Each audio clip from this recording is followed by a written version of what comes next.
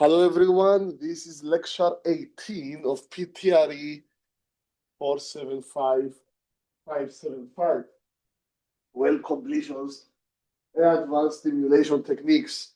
We should be carrying on with module 3 today. And I think we're getting to the point where we can tackle homework 3 soon. So we have homework 3. I believe, I don't know if homework 4 is before or after midterm 2. We have a second midterm, and then homework 4, and homework 5. And after that, we are done. I believe one of those homeworks is very easy as well, so it's not that difficult. We have been talking about, stress shadows, like multiple fracture interactions last time. We talked about single fracture geometry. Then we went on, we talked about some complexity related to it. And then we started talking about multiple fractures interacting, especially when you are trying to pump them at the same time and you have several of them trying to propagate at the same time, they affect each other. And it creates a situation like this where the way they describe it is that there is more losers than winners. Okay, the winners are the ones, the fractures with a bigger geometry. So I see two winners, like the one on the far left and the one on the far right, and then the fourth and fifth fractures, purple and blue, they are pretty much losers. The second one is certainly a loser. I don't know what the third one. The third one are probably either or in this case, from Kanwu's doctoral dissertation. The thing is that if you did it, if you ignore stress shadowing, etc., and fracture interference, and fracture interference in general, you will end up with fractures that are basically the same as probably fracture 3, same geometry, next to each other, straight lines next to each other. Obviously, this is high complexity, but I will tell you, this software that she used is called XFrac. It's an old fracture simulator. It is a very good model. Okay, she spent like, I don't know, 2 years to write it or something. So a long time. I know her. She was my TA for this class, I guess, when I was a student. And then I took her computer when she graduated. I was hired by her advisor. But it's a jewel. It's a very, very detailed computational model. And still, the fractures, all of them initiate at the same time, which is a big idealism, which, as I said, it never happens in real life. Now, if you add that, another complexities to the resultant complexity that you would get in the multi-frac geometry produced would be much higher than this. These are the stuff that are not easily incorporated into our software, but they should be if you want to get reliable frac modeling, so that you can use that to estimate how much production you are going to get from your well, and then how much money you are going to make out of it. Now, that school of thought says, if I add more complexity, I add more math to the code, I make the code heavy and incorporate as much complexity as I can, eventually I will get closer to the truth. There is the other school of thought that says it's a hopeless situation. I can add more complexity, I won't get closer to the truth. So maybe I should explore other methods of doing it, say, probabilistically. This is what your TA is doing.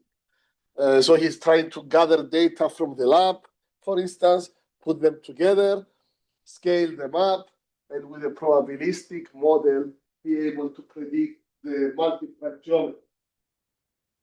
Is not a bad. It's a method that gets you closer to the truth and easier. Oops, sorry, but it's not a. But it's not a. It's not a very regarded, very scientifically sophisticated. It can become eventually at a certain. Even the probabilistic models are very, very. Eventually, they become very, very mathematical. And you use probabilistic models for the weather, you use probabilistic models for the stock market, you use probabilistic models for a lot of things. Insurance companies, etc., etc.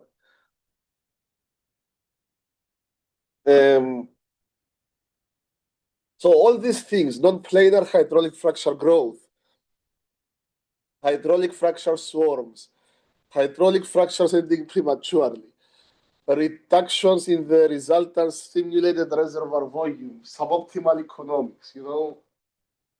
This is bad. I want, one, to be able to predict them, and two, I want to be able to suppress them or mitigate them.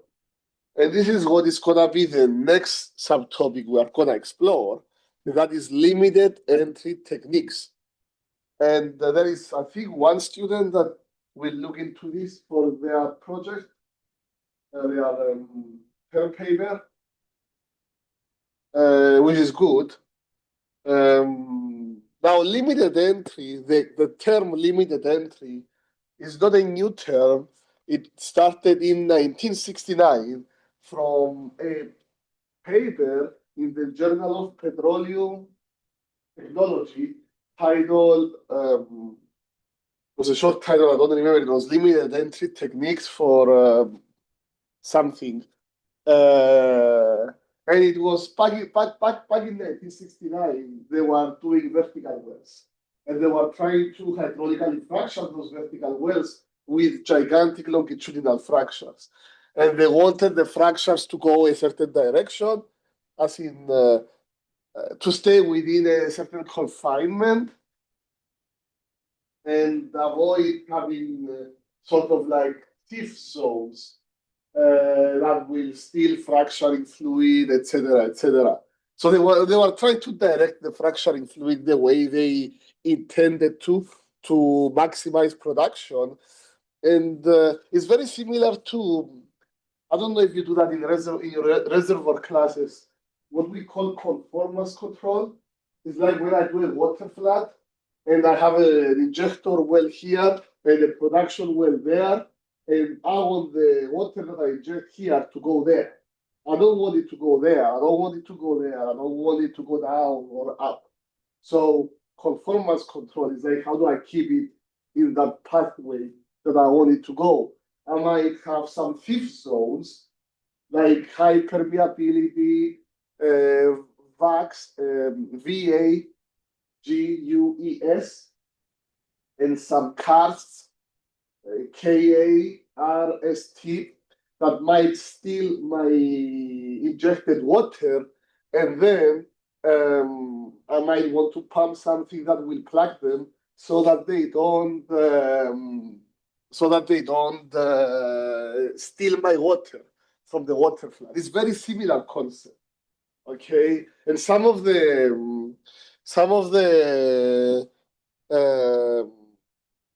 parameters are some of the terms are similar. It's a very similar idea, basically. And I will give you now. Limited entry is a collection of techniques. It's not just one thing, okay? Now, later on, and I'm talking about 2010s, they took these ideas and they transformed them into horizontal wells with multiple fractures, transverse fractures. And they said some of these ideas can be useful again. So they got in and they it became a big topic. There was a lot of papers written on that. And including myself, my master's degree was dedicated to one limited entry technique, but there is several. Very perforation number and diameter is one of them, perforation cluster spacing, etc., etc. And I will give more details on that. This is an article I wrote for The Way Ahead, and I explore three of those methods. One is, well, here I describe what it is. You see here in this simulation, you see the non-uniformity. This is an even older software called Joins that I used to, actually it wasn't me, it was back in Texas, we had the summer undergraduate research internship, which one of the students of this class took last summer. And then I used to be supervising a student from from this um, from this group in the summer of 2015 and the summer of 2016, and we gave him this code that was written by my advisor back in when he was at Stanford, I think, and he ran the interns ran different permutations, and they tried to optimize some patterns that we would investigate experimentally. And it was great experience, actually. Highly recommended. I don't know if they are gonna open there might be opportunity this year too. So have your eyes open and highly recommend that you apply. So if you do three fractures, as you see here on the picture on the left, the middle one is very small.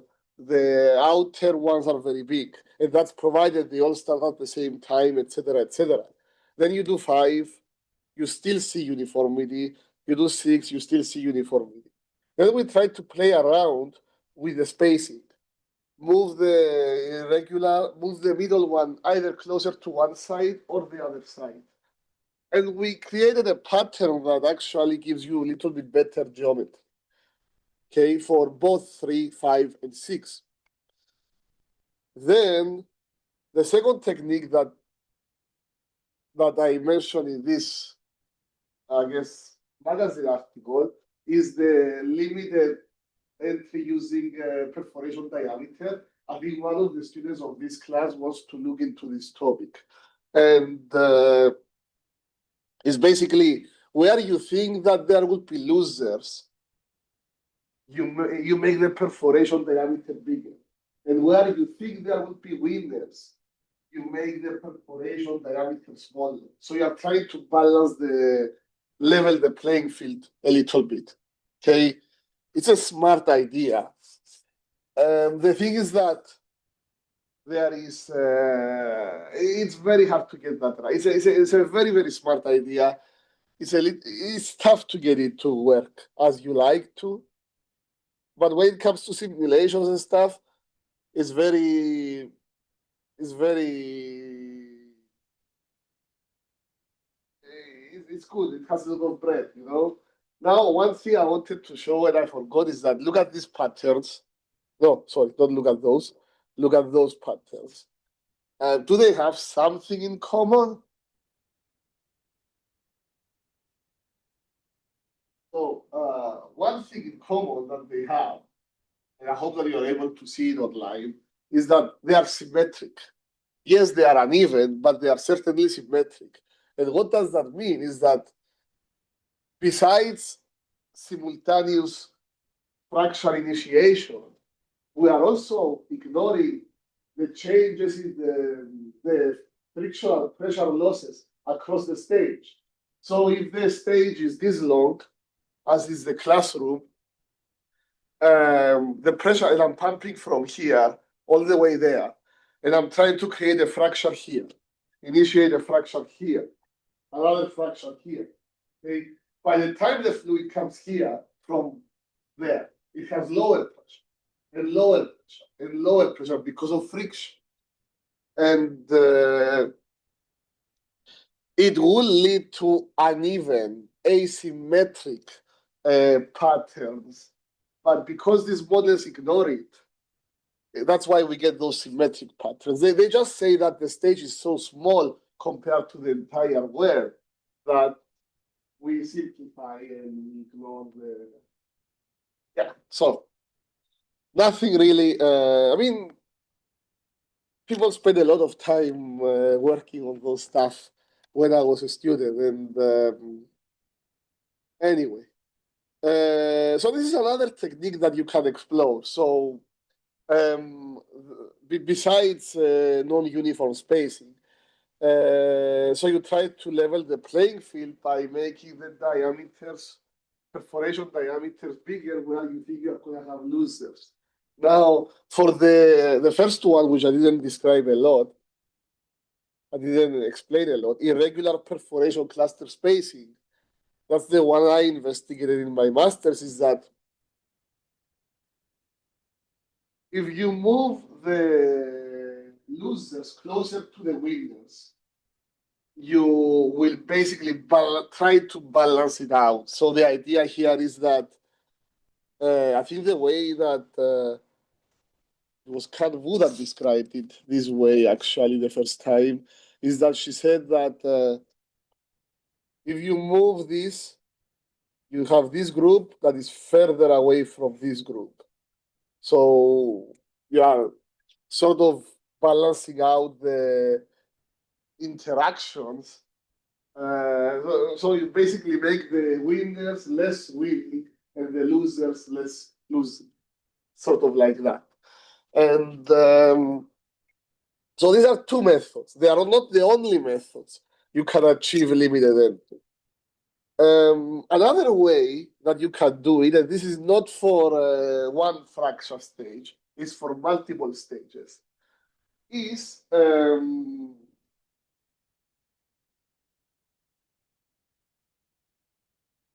by alternate sequencing. And what do I mean by that? Normally, what you are gonna do is what you see on the left side with the blue figure. You fracture the well from the toe to the heel, so backwards. 1, 2, 3, 4, 5. Okay. Maybe you can see me on the projector. 1, 2, 3, 4, 5. Now,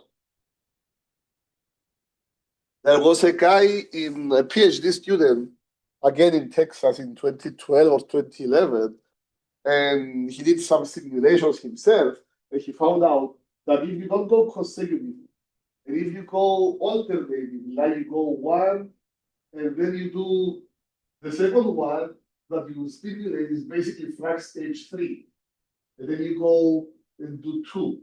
And then you go and do frac stage 5, and then you do 4. So you go 1, 3, 2, 5, 4. It will be better. And the reason being is relaxation time, as we call it, is that when you create a fracture, you disturb the stress field around it. But then you, if you wait a little bit, it cools down. The stress interference cools down, and you have a little bit of a balance. And then you go, so you leave it time to cool down by going further away. And then you come close. Now, of course, this is very idealistic. It assumes that every frac stage will produce one fraction. And we are going to talk about that later on. Highly idealistic, not impossible, not idealistic, highly simplified. Not impossible. This method was dubbed, they call it, they are using it today actually quite extensively, or they talk about it quite a bit. It's called the Texas two-step. And the thing is that after this student wrote papers about it, filed a patent, and received the patent, etc., etc. There was a service company, I believe it was Baker Hughes, that worked on a sliding sleeve that you can use in the field, and then they tested it, and actually it gave good results. They tested it, I want to say in Russia somewhere, which is interesting, but they got promising results. Now, Kalu, your TA, has a manifold for the lab that can do that in the lab. And you can also test it in the lab. We just haven't tried doing it yet. But yeah, it's possible to do that. It is not very hard. But okay, this is for so you create more uniformity in the fractions across stages. The first two methods, non-uniform spacing, and then perforation diameter and number, it was for a single stage. Now, instead of another way you can do this here is don't play with the, yeah, and that's something I normally, when I teach this class, I talk about it. It also, this is a highly idealistic, very, very theoretical method, because if you try to run this, you're gonna need to tell your auditors, not your auditors, like your partners and the operator will do it basically, but you know, you will try to convince your creditors and everybody that it makes sense that you bring two perforation gun types on the field. It's a little bit of a impractical sort of way, especially when you cannot guarantee the results. So this is highly, highly theoretical. Now that you are gonna bring a perforation gun that shoots bigger perforations for the perforations on the side, and then another one that does the smaller ones. What else you can do that is more practical is you can arrange it so that they shoot less holes for the smaller one, and use the same size with the bigger one. And for the bigger one, you basically shoot more holes. That's another way of achieving this practically easier and cheaper.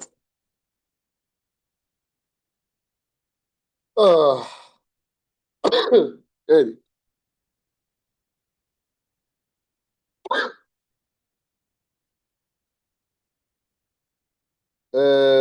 Okay, this is a nice table that I made comparing those techniques.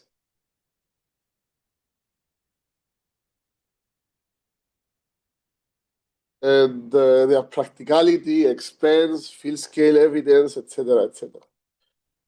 Now, okay, so we're done with this. So the idea is that we are trying to battle stress shadows using limited energy. Now, let's be more realistic and look at other complexities in multifrag growth from horizontal wells. And I'm talking the real life ones.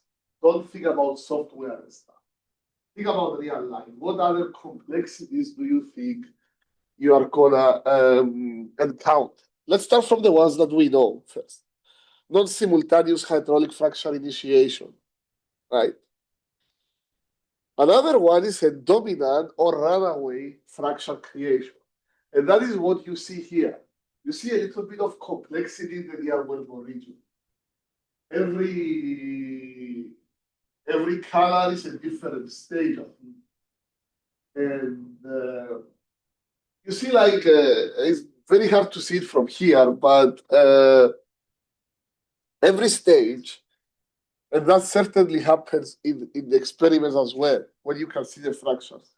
Eventually, you have one fracture becoming bigger and bigger and bigger and bigger, dominates everyone else. And then at the end of the stage, basically, it's only one fracture receiving all the fluid.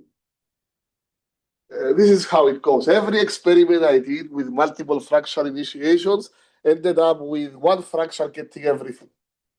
And it's not unlikely that you have a couple of maybe in the frag stage, because it's long, you have multiple, maybe two dominant fractures per stage.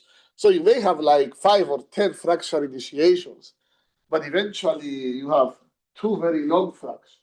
And then those fractures are going to dominate productivity from that stage. Now, when I was a student, a master student, they used to call this dominant fracture. It was the dominant fracture theory. Every stage you get one big fracture, gigantic one. By the time I was done with my PhD, they were calling them runaway fracture. So it's like one fracture runs away. And basically, that's it. So it's not necessarily a bad thing, but it's a thing that you should incorporate in your estimations. The potential of that. The other thing is inactive perforation clusters. You can have clusters that don't initiate a fracture for whatever reason. The perforations are plaqued, fluid bypasses them for whatever reason, which I don't know, and so on and so forth. So I have seen that in experiments too. And it is always illogical. Like you can have a perforation here that doesn't fire any fracture, and a perforation downstream of that here, you get fracture. And then something like no fracture, and then fracture again. So you have a perforation that is inactive, and then one before it, which is active, and then one after it that is active. So it's a very, very, very, very weird situation, but it's possible. There is so many ways you can reach those perforation tunnels, etc., etc. Another complexity is hydraulic fracture reorientation in the near wellbore region. So it's what we were saying in the first module. That picture from Marco and Economides, where it was twisting, fracture initiates longitudinally, and then reorients to go transverse. That's like a source of near wellbore tortuosity. And yeah, I mean, it should be incorporated in your simulations. And I have here a link to a JPT article of mine that discusses those. I'm going to show it to you only for some figures that I want you to see. So you see the dominant fractures is the blue. And then in the green bubbles, you have the near well tortuosity and smaller fractures that are not very significant in terms of productivity. Now, tortuosity is sort of blocking productivity, which is again not a good idea. But this is a picture by Seismos, a company that is doing diagnostics. They do diagnostics, and so basically they go to the factory when you are, well, they do other stuff too, but the way the company started is basically, it's an Austin-based company founded by a Greek chemical engineer. So he had the acoustic tool. You put it on the, he had the pattern that you put the acoustic tool on the frag tree, and you do the frag job. And at that time, you see how it collects data, and you can understand how good the frag job was, how good the fractures created were. And then you basically understand if you did a good job or not. From the frag van, actually. Before you make it to the back to the office. You can know if you did a good job or a bad job. This picture you have seen, and then yeah, that's all I wanted to show you from this article. But yeah, these are complexities that we want to incorporate in our modeling if we want to make our modeling good, reliable. And some of those we might not be able to incorporate it in a direct fashion, so we can do it probabilistically. Any questions so far? These are big topics I went through. The last two slides were actually very, very big topics each.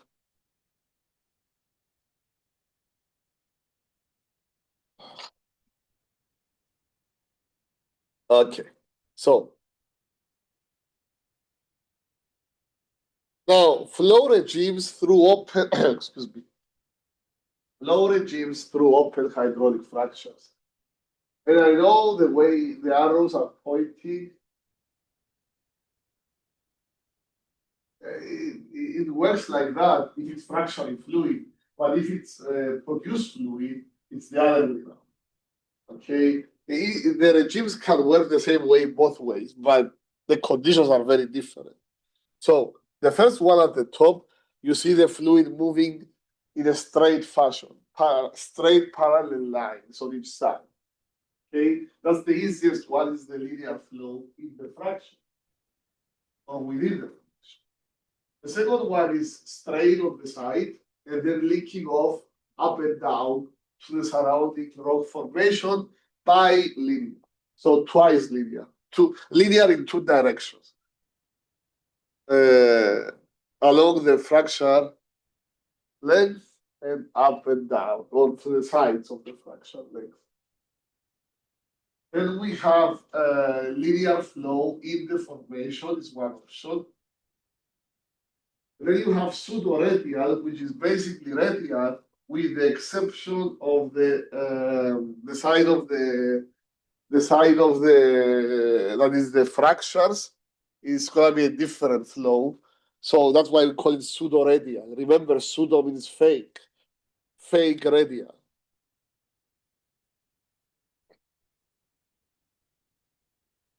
Anyway, any questions on that? Okay, if there are, please let me know. Again, big topic. And I'm not saying topic as in big topics for this module. Now I'm going to introduce you to another fancy term that came after I graduated, and it's called frac hits. That is because by COVID, people, operators were able to drill wells very near each other. And then they will hire a company to come and do the frac job for them. And and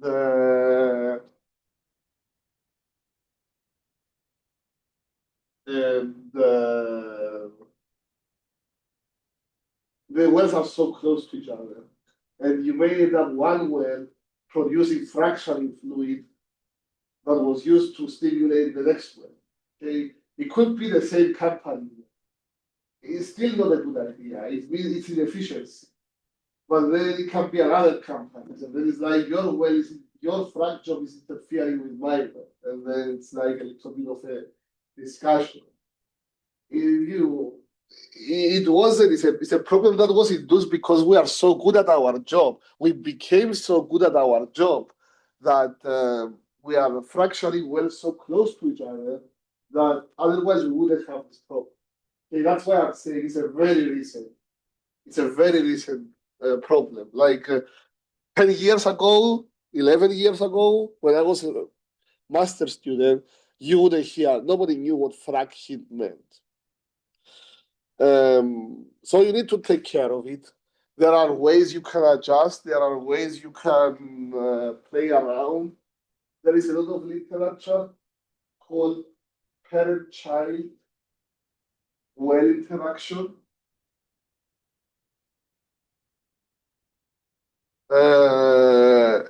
It's actually it's actually very similar. It was a fancy term, I guess. A lot of people were doing parent-child. Well, you have two wells next to each other. You have the parent, which is the main well, and you stimulate that, and then see how it affects the child well, etc., etc. And of course, they are all applicable now with geothermal, where the idea is that you drill two wells like this, and you stimulate between them, and then you pump cold water from one well, passing through the fractures, through the hot rock. It warms up and it moves to the second well, and then comes up as a steam. And the steam, basically, you can collect the energy from the steam and make use of it in certain ways. I mean, okay, geothermal is good, but the ceiling is very low. You know, I mean, it is certainly not a new thing. Yeah, there is some misleading. There is some misleading studies about geothermal. They do wells that are supposed to operate at crazy temperatures, and they estimate their cost as if it's a normal well, you know, normal well cost. And anyway, the estimations, by the way, realistically, is between it's really 5 megawatts that you're gonna get. It's very unlikely that you're gonna get actually to 10 megawatts. And they call it renewable. And the thing is that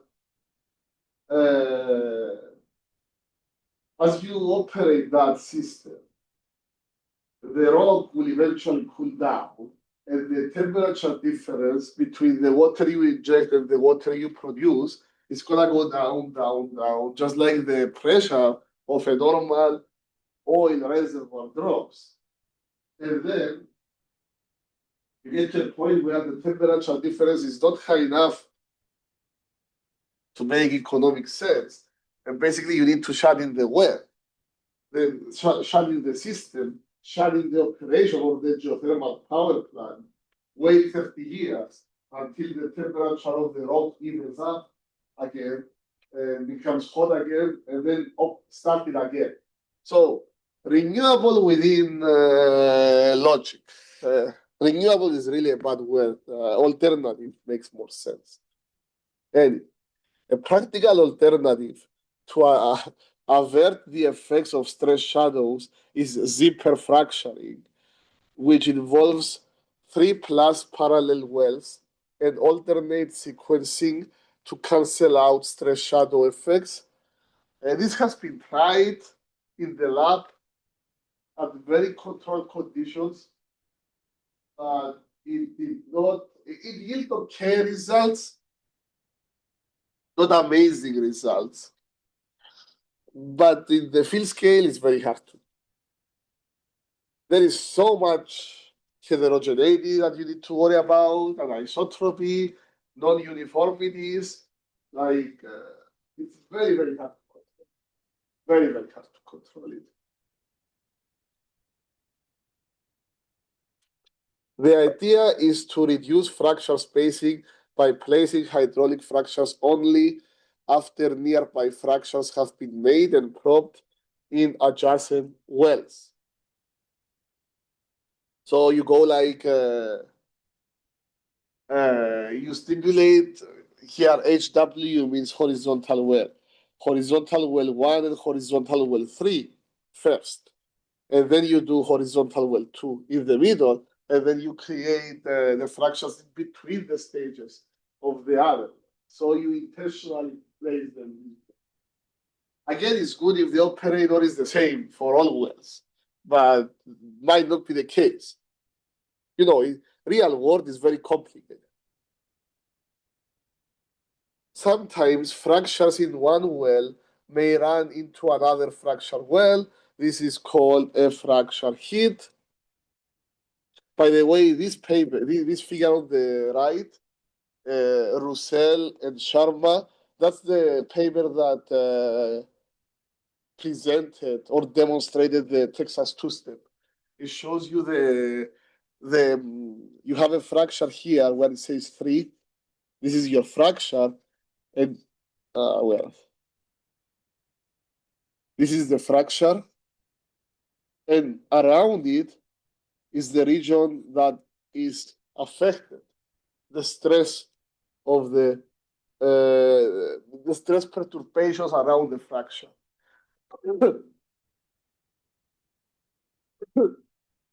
And let's not forget, as the fracture is opening, is doing work against the stress that the well was drilled against, the minimum principal stress, SH mean. So it makes the SH mean increase. It makes the SH mean become closer to SH max. The closer the SH mean becomes to SH max, the less likely it is for the fracture to be straight and planar, as it's called. It makes it be more wiggly, swarmy. It makes it easier. It's easier to wiggle around, you know? It's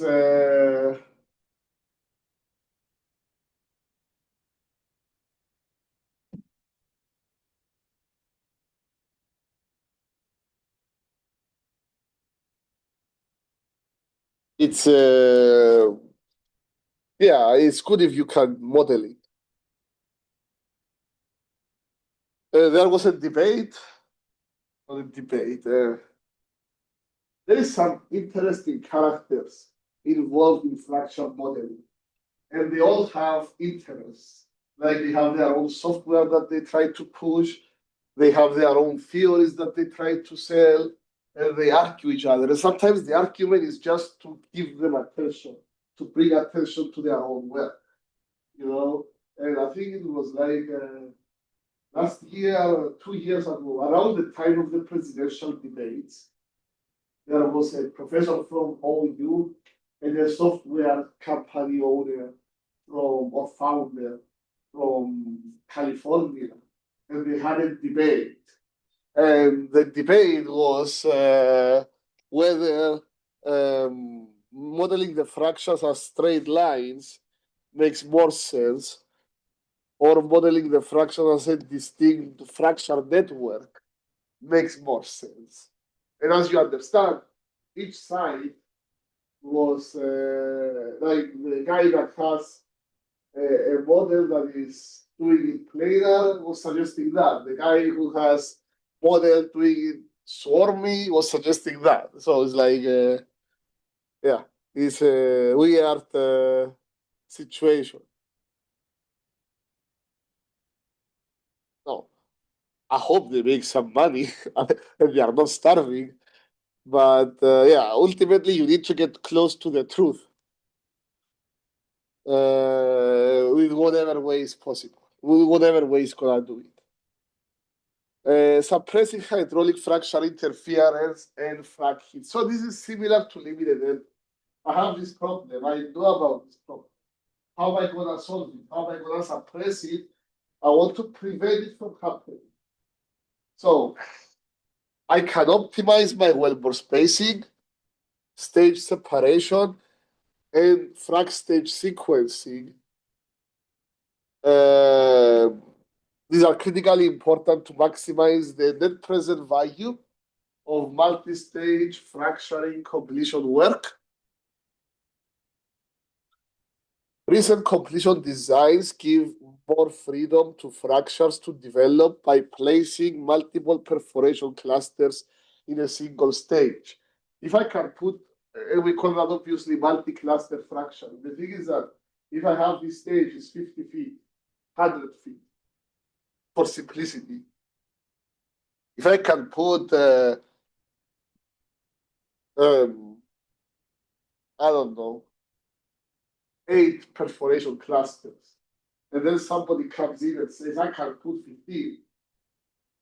And okay, 15 is much better than 8 if the 15 can actually work like the 8 work, provided that the 8 are working okay. So there is a diminishing return point where you may have a lot too many clusters, but many of them may be inactive eventually. Because if I have 8 and 6 of them are active, and then I try to put 15 and I get only 4 of them active, I didn't gain by having 15, or trying to get 15.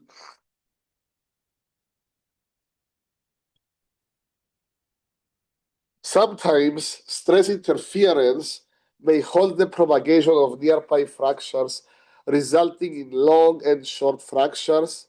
That's similar to the stress shadows that we saw earlier. In some sense, this design favors survival of the fittest rather than enforcing a given spacing between the fractures. It's something like the dominant fracture theory.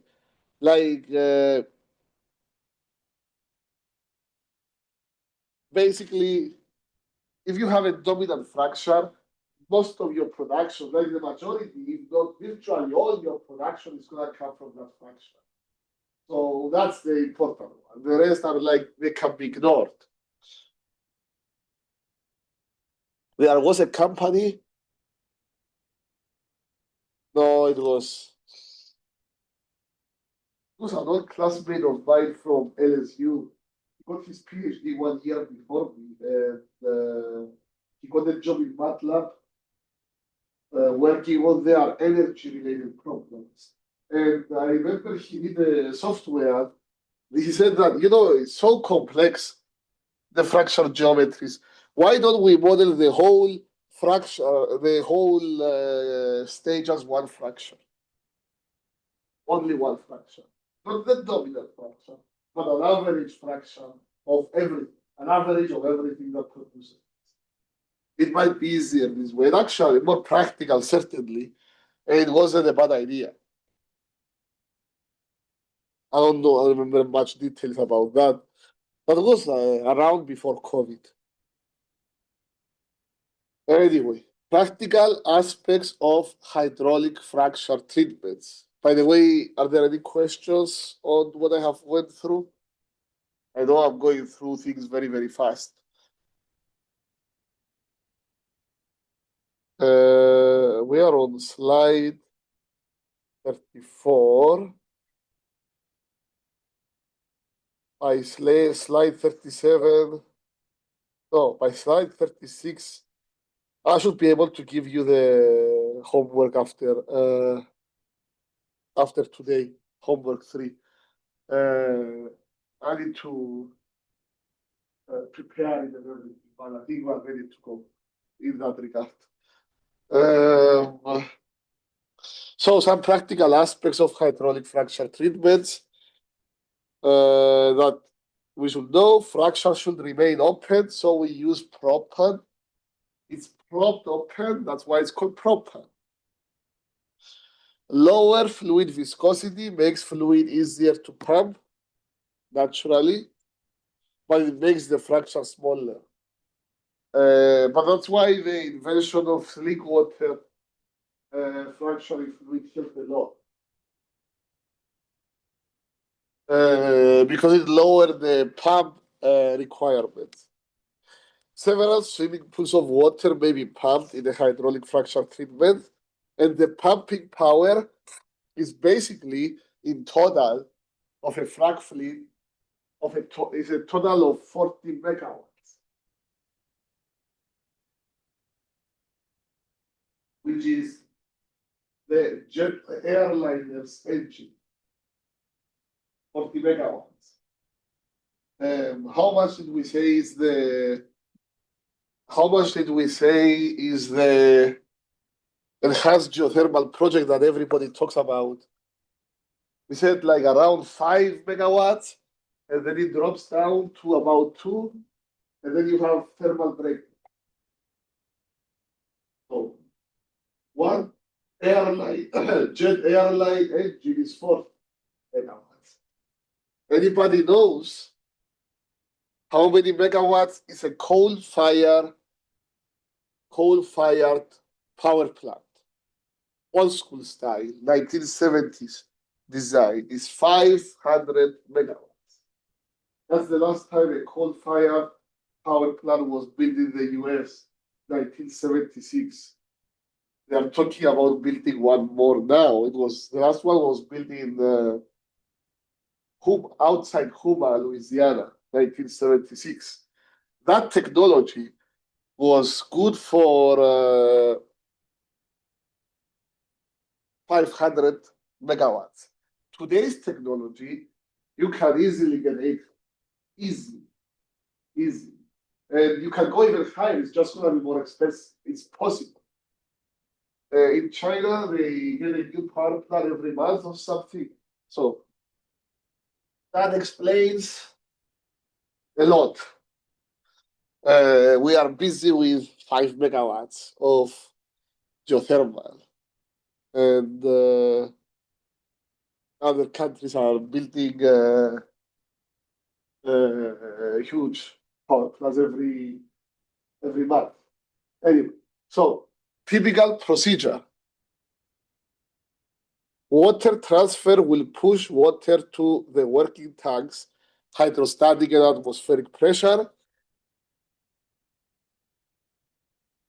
The blender sucks water. That's a little bit of a review of the basics. The blender sucks water from the working tanks using a suction pump at 30 psi, that's 2 atmospheres. The fluid that moves through the blender tap where sand and chemicals are mixed, and then they go to the discharge pump.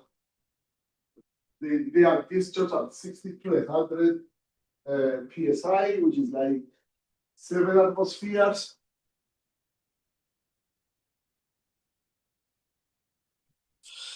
The slurry moves from the discharge of the blender into the low pressure side of the missile, where the frac pumps will pull the slurry off.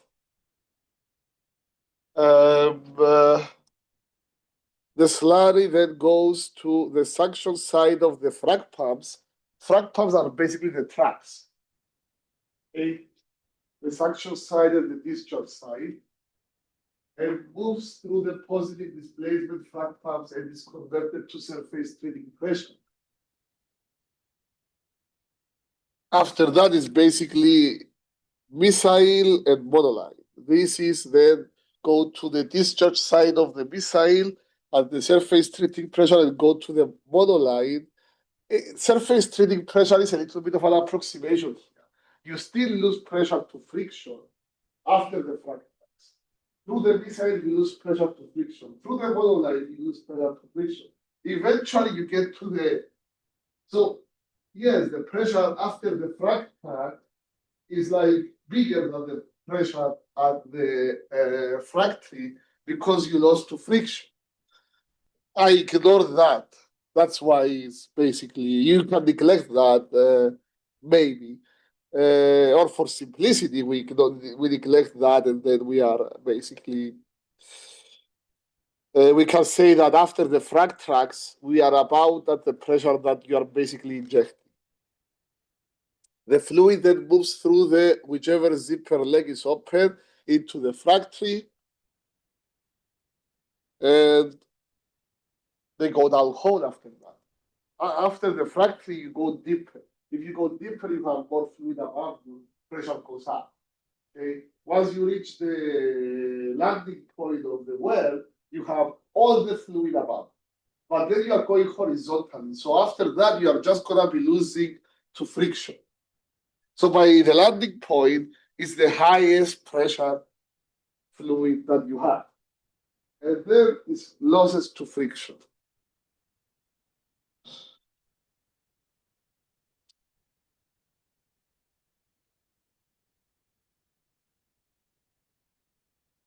Now, net present value. What about the money side of things? And I know that you guys took a class on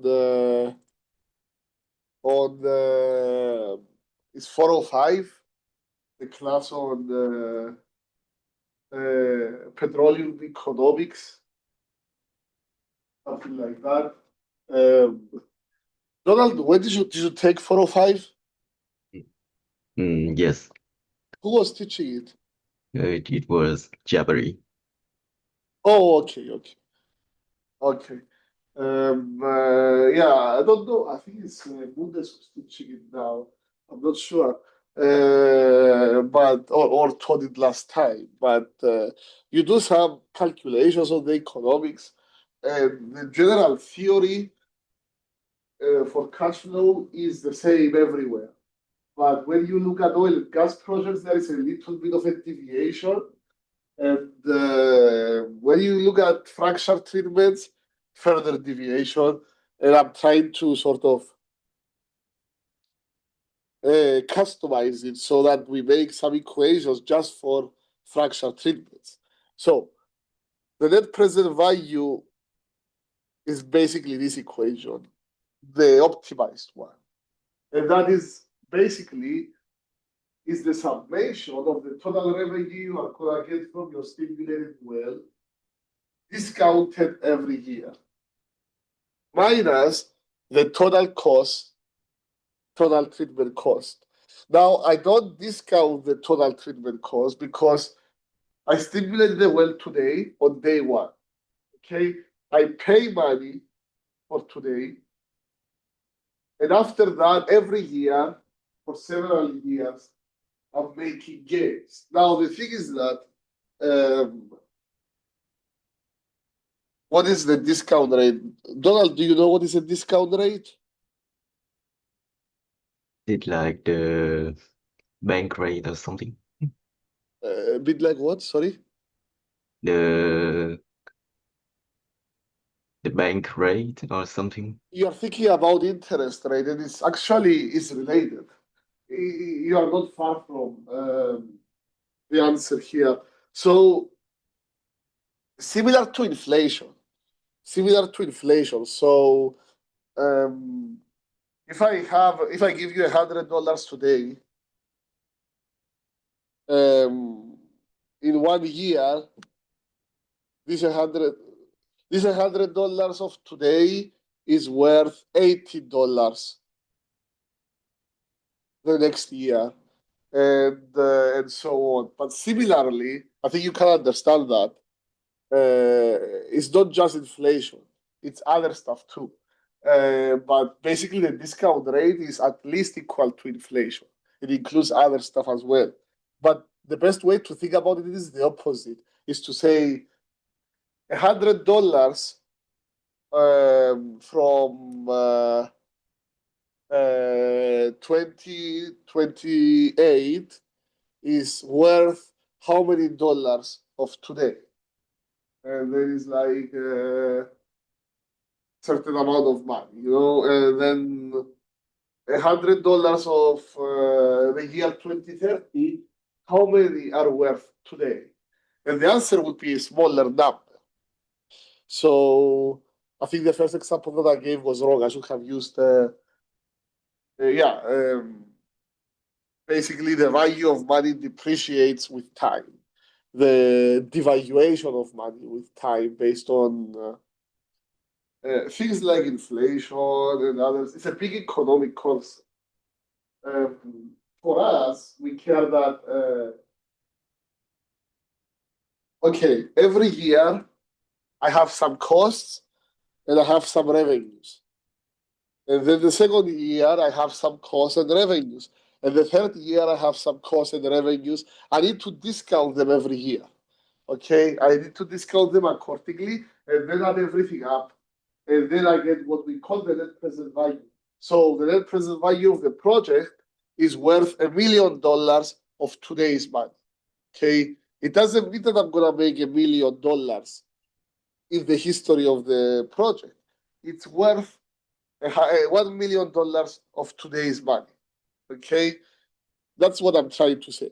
Now, for hydraulic fracturing, the situation is that the first year or the first time increment, you don't discount it.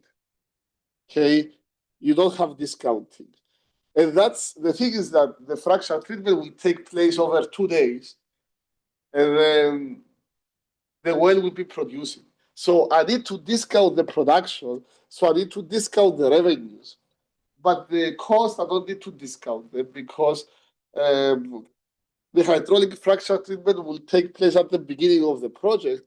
It won't be discounted. So if I pay $500,000 or $100,000 to fracture my well, I don't need to discount those. They just say that I do. And by the way, there is several ways you can do discounting. And I don't want to become an accountant, but you can do discounting considering the beginning of the month, middle of the month, end of the month, etc., etc. Every year, every other year, middle of the year, end of the year, you know, confusion so that you have to hire an accountant to do the job for you, to do the very easy calculations. But anyway, I used to have a friend. He was from my country, and I went to. We were in undergrad in Texas. He was doing accounting, and I was doing petroleum engineering. And he had a scholarship to study accounting, and I was paying for my own tuition, you know. So, which was weird because why would they give them scholarship to go study accounting? I mean, anyway. Well, that's what I thought. Doesn't mean that he's now a professor in big university. But I used to tell him, and he didn't like it. When they asked me, how do you decide to go pursue petroleum engineering? We're going to, parties. And sorority girls, they will ask, why did you go study petroleum engineering? I will say, I was good at math, but I didn't have the charm to become an accountant. He would get mad. Anyway, I haven't seen him for 15 years or no, 10 years or something. Anyway, so the idea here is that if I say I'm going to have a project, I'm going to do a fracture treatment. And then the fracture treatment will take place at year one. Okay, then I will have this much production of the fracture treatment on year one, from the fracture treatment on year one. Whatever happens on year one, I'm not going to discount. Then on year two, I'm not going to do another fracture treatment. I'm only going to be producing. So I have to discount what I get from the fracture treatment on year two. Third year, the same. I will discount even further. Fourth year, same. All the way until 10. Then if at year 10, I want to do a refrac, I plan to do a refrac, I need to add those costs for year 10 to do the refrac, maybe $150,000. But those costs are going to be discounted because $150,000 of year 10 or 11 is worth like 60 of today's money. So I have to discount those.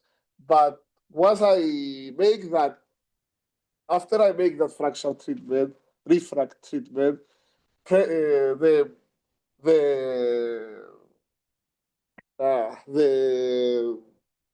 production will go up, and I will be making more revenues. But those revenues will be also discounted as we go along. So it needs to be, it's a math game, it's an accountant war. You need to make sure that you make more money than what you pay. Now, I tried to simplify the NPV equation to this one, and I hope I didn't make it harder. So what is controlling the net present value? Is that we care about, petroleum engineering. Hydraulic fracture geometry and SRV.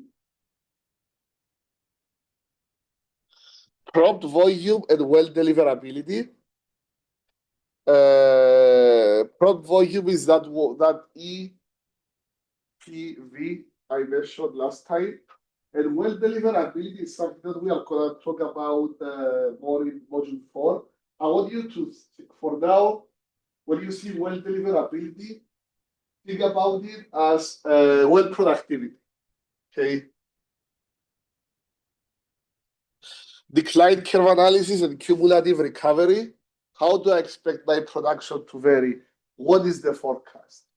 This is why those fracture models that I mentioned earlier are actually important, because you can predict how the production from your well, from your stimulated well will go.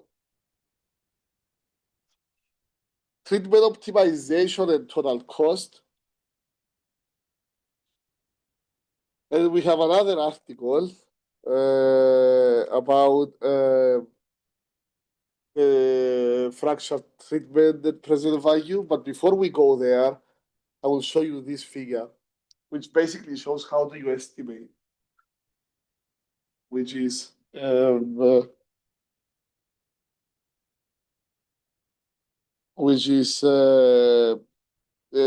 logical sequence.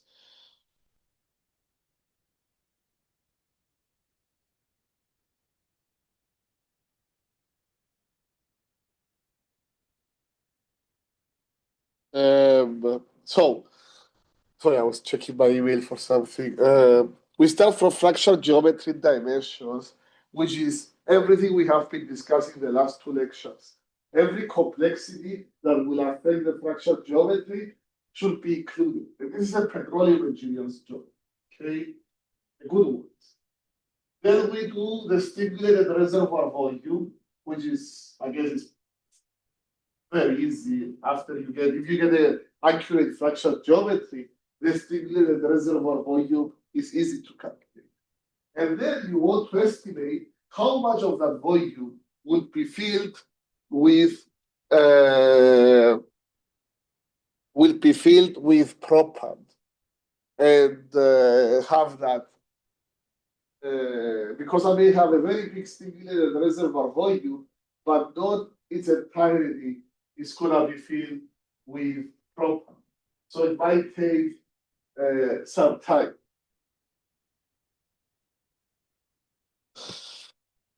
Then you are gonna do something that you learn in production engineering, which is construct the IPR curve at different times. What is IPR? Is inflow performance relationship. We're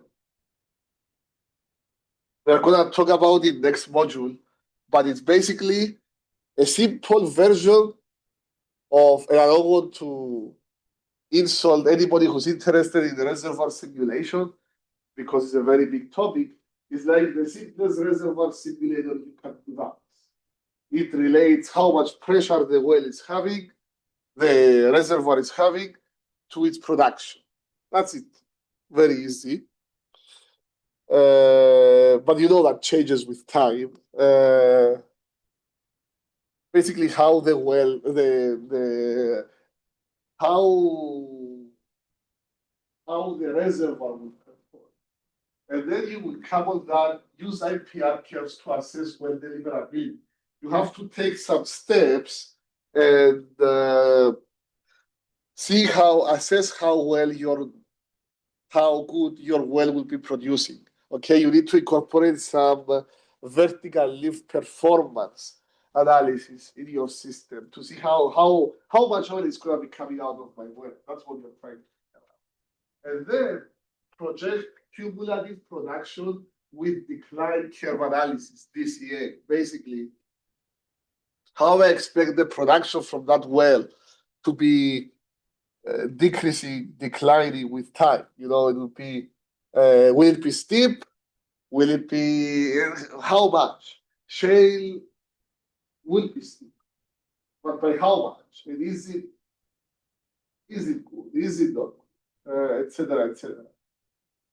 Decline. So how it will vary. And I want to be accurate here, as accurate as possible. I cannot be extremely accurate, obviously.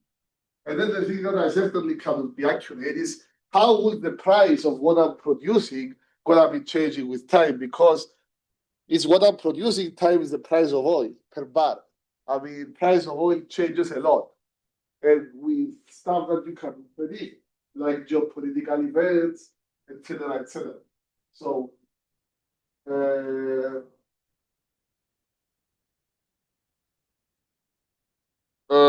yeah, I mean, that does play a role. I mean, it can make or break the project.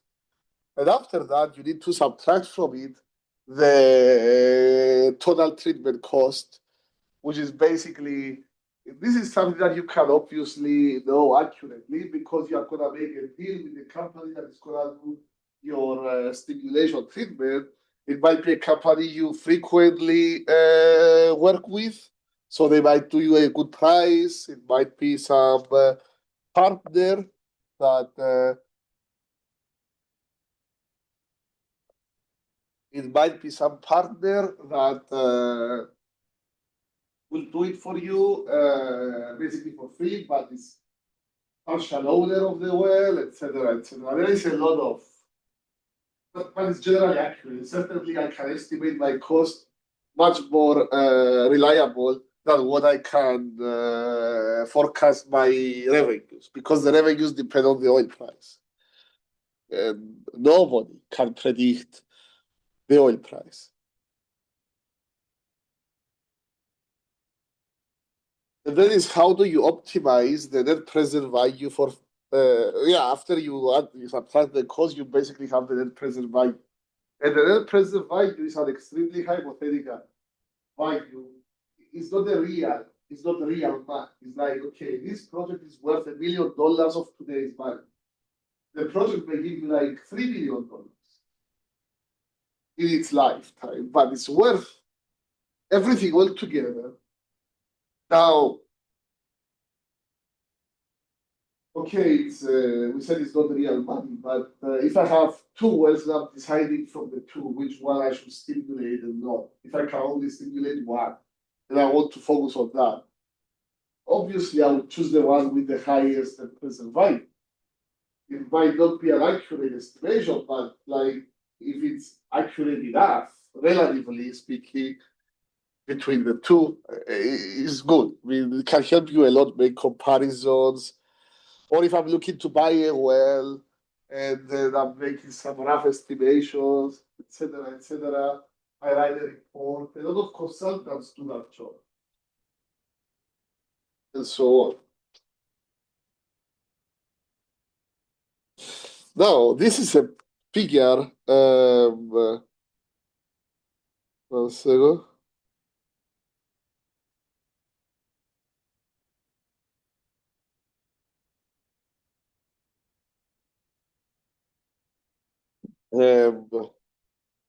Dr. Michael Cronin from ExxonMobil, who's a very, very smart, well testing engineer for ExxonMobil. He used to work for their research group in Spring, Texas. And he got a PhD from Penn State University. Yeah, I think he graduated like one day after me. We graduated the same semester. I think he's 1 year older than me. He's a very, very smart guy, very, very kind person, and a very, very helpful guy. He designed this plot. And he's basically to help with the economics, understand the economics of how are the economics of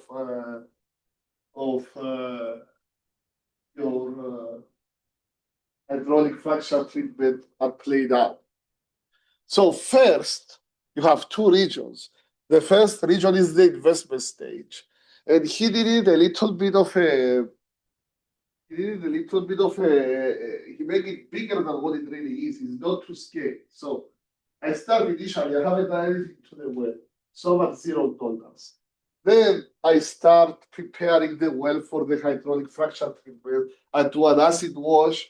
I start preparing, blah, blah, blah. So the cost accumulate. I'm negative, negative, negative. I go more negative, more negative, more negative, more negative.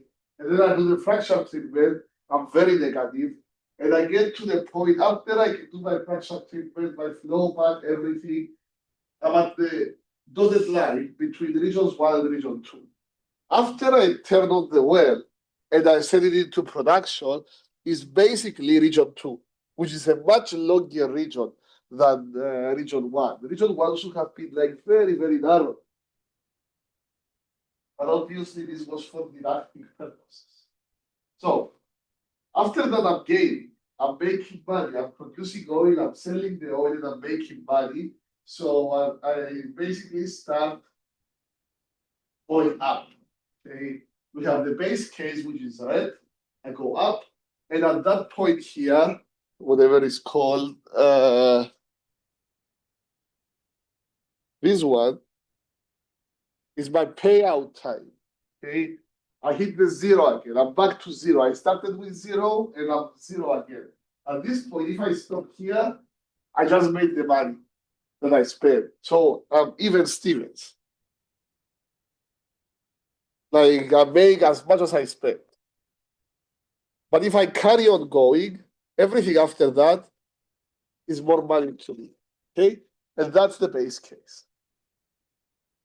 Now, the cyan line or the light blue line is an enhanced success. It's like this frag treatment was carried out by a UND graduate. And it's a very it's a very successful one. It was very good. He did right. He put limited entry. He did everything right, or as best as he could, and he got this big successful production reward from it. So he's gonna get paid out. He's gonna pay out his project earlier on, and then he's making more and more money all throughout. Okay, that's the most profitable outcome. The purple is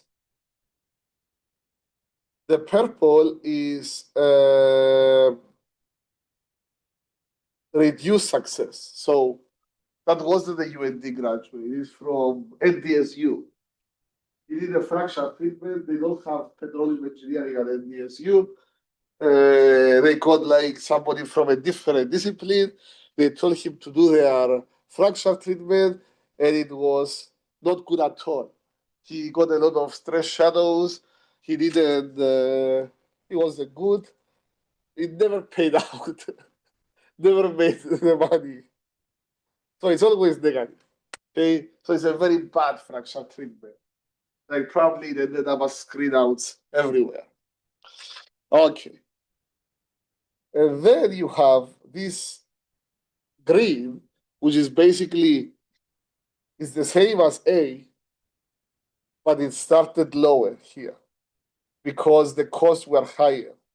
It was maybe during a time when the price of oil was very high, everybody was stimulating wells. The service company increased their cost from maybe what did I say earlier, 100,000, now it's 200,000.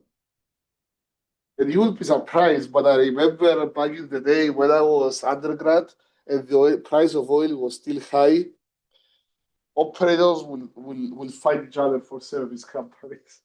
And if you go to a conference, service companies will have parties, they will bring their clients, they will invite our professors to their parties, and so on and so forth. Once the price of oil dropped, service companies were the first to suffer. The first to suffer. So the service companies are much more sensitive to the oil price swings than the operators, actually, or producers in general.